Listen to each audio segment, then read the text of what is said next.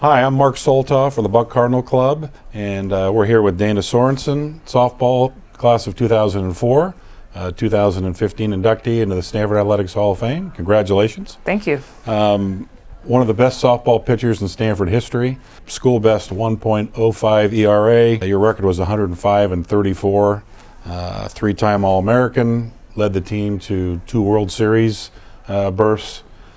Talk a little about your softball career. When you think back, what stands out the most?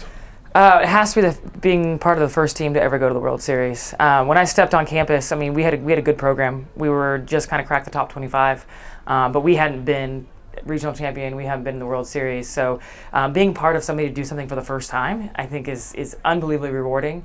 All of us will hold that in a very special place and know that we kind of set the standard and set the bar. And there's so many great sports at Stanford. To be able to put softball on the map with them was just an unbelievable experience. Now, you accomplished something that very few athletes in any sport accomplish, and that was pitching a perfect game. And I think that was your sophomore year against Long Beach State. Tell us about that. That's crazy. You don't think about it. In the 5th inning, for us we go 7 innings. So the 5th inning comes around, and you're trying not to think about it. And the 6th inning comes around, and you're just telling yourself, get outs. And to this day, I still remember the song that played. The between innings song that played going into the 7th, and I think I just tried to focus on that. But it's really a testament to our defense. We've always had one of the best defensive teams behind us, and they made plays for me my whole career. So having that kind, we had Olympian Jessica Mendoza, Olympian Lauren Lappin. Having those kind of people behind you, it's not that hard to get out. So I just kind of relied on them, and when it's over, you enjoyed it. Senior year, you had 34 wins and 32 shutouts. So obviously you were doing some of that work yourself. How did you get into softball, and kind of what brought you to Stanford? I got into softball. It was my sister and I. My sister's just a year older than me. We asked our dad one day, to play catch, and then we asked him to play, and so it was a very genuine process getting into it. There were no expectations, there was no signing up because you're going to be great. We just tried it, and I kind of liked it, and I think I pitched because I couldn't sit still, and pitching was always involved, and I wasn't good in the beginning, and I just liked it, so I kind of stuck with it, and I'm sure glad I did. I had no idea, I had no idea in 1998 that I'd be accepted to Stanford, which was mind-blowing at the time, and then to sit here today joining athletes like John Elway and Tiger Woods.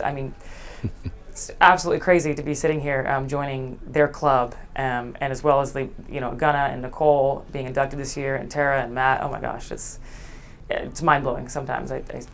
How did Stanford kind of help prepare you for the real world, life after college? Oh, I think, every day Stanford prepares you for the real world. I remember sitting in my first class freshman year and thinking, you're an athlete, so you think you're special. You think you're, awesome. And you turn around and the kid next to you won the Junior Nobel Peace Prize, and the one next to you's parents are running a Fortune 500 company. It's overwhelming at first, but then you realize you're among greatness in every aspect. So you pursue greatness in every aspect, and I think when you graduate, that never leaves you.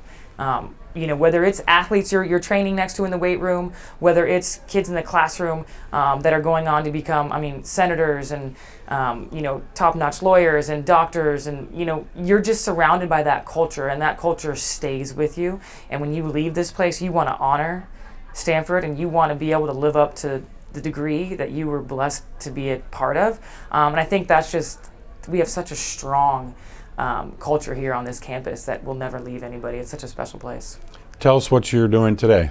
I was in college coaching for about 7 years, and I decided to walk away from that and get into individual instruction. So I work with teenagers, trying to coach them in softball, but kind of help them in life. I'm also working in the strength and conditioning field, trying to get kids training. My passion now is health education, getting kids to learn how to be healthier in their lives and move better, and just learn athletics from a big picture instead of such the small picture that we're focused in specialization. So I help the youth. And obviously when you were here as a student athlete, you got a lot of support from the Buck Cardinal Club. Can you just talk about how that helped you kind of fulfill your dreams?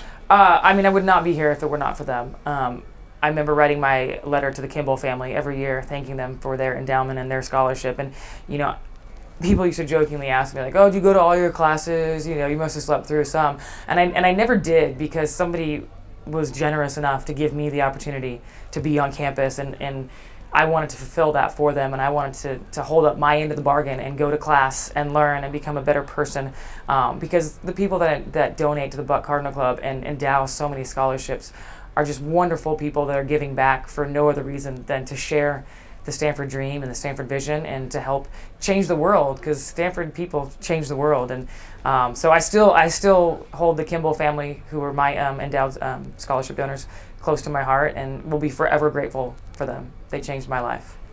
Well, congratulations and welcome to the new class of 2015. Thank you so much.